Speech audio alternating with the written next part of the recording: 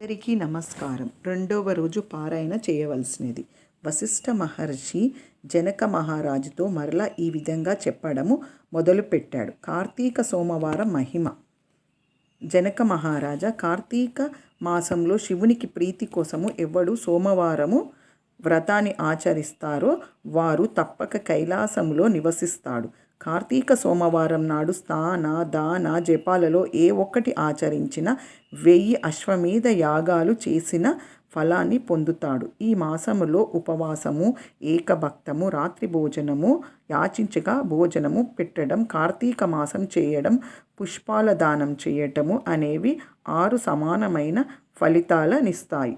శారీరకంగా శక్తియున్నవాడు ఉపవాసం చేయాలని, అందుచేత శక్తి లేనివాడు పగలు ఉపసించి రాత్రి భోజనము చేయాలని, ఇది సాధ్యం కాని వారు ఛాయానక్తము సాయంకాల భోజనము చేయాలని, నక్తమాచరించలేనివాడు బ్రాహ్మణులను పిలిచి వారితో కలిసి ఆ పగలే భోజనము చేయవచ్చునని శాస్త్రం చెప్పబడుచున్నది. కార్తీక వ్రతాలలో ఏ విధమైన వ్రతాన్ని ఆచరించనిచో 8 యాగములు కాలము నరకమునందున కుంభీసాకములోను రౌరవంలోను బాధలను పొందుతారని, కార్తీక సోమవారం నాడు యథావిధిగా ఉపవాసముండి శివుని పూజించిన పిదప శివలోకానికి పొందుతుందని, స్త్రీ పురుషులెవరైనా కార్తీక సోమవారం నాడు నక్షత్రములను చూచిన తర్వాత భుజిస్తే వారి పాపాలన్నీ అగ్నిలో వేసిన దూదిలాగా నశిస్తాయని తెలుస్తుంది. కార్తీక సోమవారం నాడు శివలింగానికి అభిషేకం చేసి పూజించి రాత్రి భుజించిన వాడు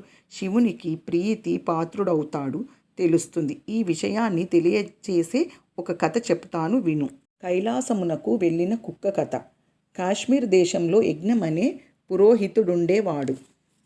అతనికి అందమైన కుమార్తె ఉండేది. మంచి యవ్వనంతో చక్కగా అలంకరించుకొని పురుషులను ఆకర్షించటంలో నేర్పరి అయినది. ఆమె దుర్గుణాలను చూసి తల్లిదండ్రులు, అత్తమామలు కూడా ఆమెని విడిచిపెట్టారు. ఆమె స్వభావంను బట్టి అందరూ ఆమెను కర్కశ అని పిలిచేవారు. ఆమె భర్త మిత్రశర్మ సకల వేద పారంగితుడై మిక్కిలి గుణవంతుడైన అతడు సౌరాష్ట్ర దేశస్థుడు. దయాదాక్షిణ్యములు మంచి హృదయము కల అతని మెతికతనము చూసి భార్య ప్రతిరోజు అతనిని బాధించేది. భార్య చేత దెబ్బలు తింటున్నప్పుడు గృహస్థ ధర్మములపై కోరిక చేత అతడామెను విడవలేక ఆమె పెట్టేడి కష్టములు భరిస్తూ కాలం వెళ్ళబుచ్చసాగాడు.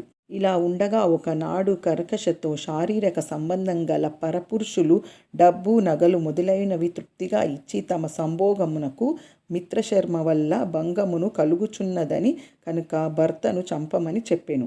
ఆ రోజు రాత్రి భర్త నిద్రించిన తర్వాత తాను లేచి పెద్ద రాతితో అతని తలపై కొట్టింది కర్కశ. ఒకే దెబ్బతో మరణించిన భర్త శవాన్ని ఆమె తమ భుజంపై వేసుకొని వెళ్ళి ఒక పాడుబడ్డ నూతిలో పడివేసింది.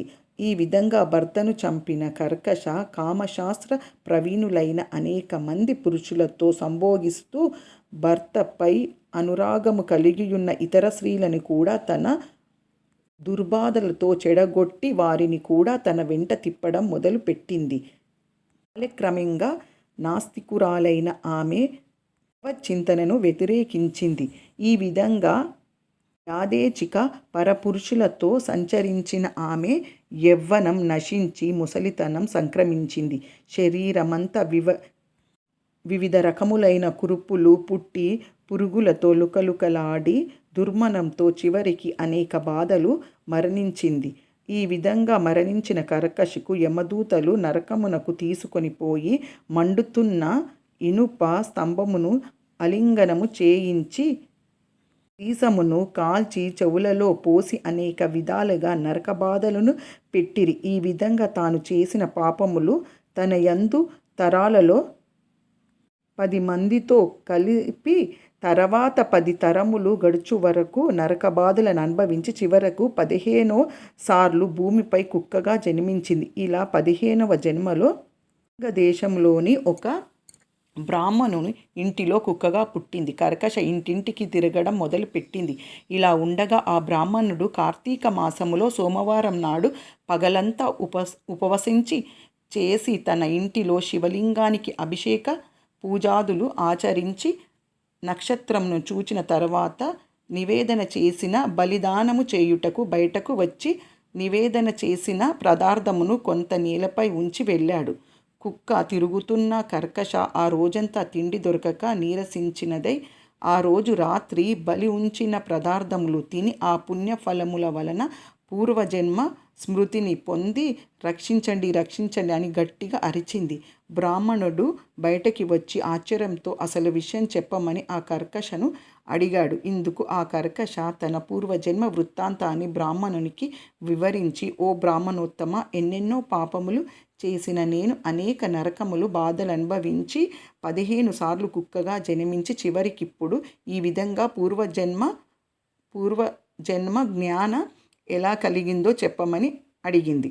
బ్రాహ్మణుడు తన జ్ఞానదృష్టితో విషయంను తెలుసుకున్నవాడై, ఓ కర్కశ, ఈరోజు కార్తీక సోమవారం. ఈ రోజంతా ఉపవాసమున్న నీవు ఇప్పుడు నేనుంచిన బలిని శివప్రసాదమును స్వీకరించావు. ఆ పుణ్యం వల్ల నీకు పూర్వజన్మ స్మృతికి కలిగింది అన్నాడు. అప్పుడు కర్కశ, బ్రాహ్మణోత్తమ, నీవు వేదాంగ పారంగితుడవు, పూర్వము తెలిసిన వాడవు కనుక నాకీ కుక్క జాతి నుండి మోక్షము కలుగు ఉపాయము చెప్పుము అని ప్రారంభించింది. పరోపకారం బుద్ధి గల ఆ బ్రాహ్మణుడు తాను చేసిన కార్తీక సోమవారము పుణ్యములలో ఒక సోమవారం పుణ్యాన్ని కుక్కకు ధారపోశాడు. మంత్రయుక్తంగా బ్రాహ్మణుడు సోమవారము పుణ్యాన్ని ధారపోయగానే కుక్క రూపమున ఉన్న కర్కశ శరీరాన్ని వదిలి వివిధ రకాలైన వస్త్రములతో ఆభరణాలతోని కుడినదై కైలాసానికి వెళ్ళి సుఖించింది. ఓ జనక మహారాజా, పై కథను బట్టి కార్తీక సోమ వ్రతాన్ని ఆచరించిన వారికి మోక్షము హస్తగతమని తెలుస్తుంది. కాబట్టి పుణ్యప్రదమైన ఈ కార్తీక వ్రతాన్ని నీవు తప్పక ఆచరించదగిన వాడవని అన్నాడు వశిష్ఠుడు.